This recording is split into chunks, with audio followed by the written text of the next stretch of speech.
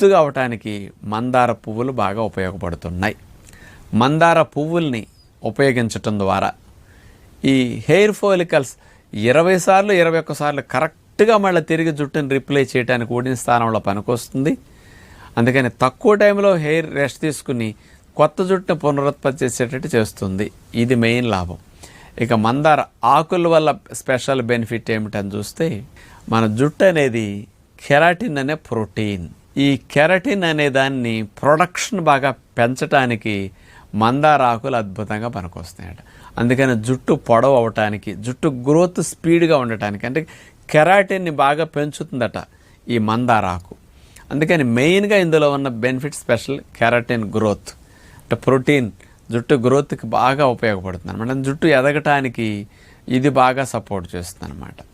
కాబట్టి మందార ఆకులో ఉన్నది ఇది, మందార పువ్వులో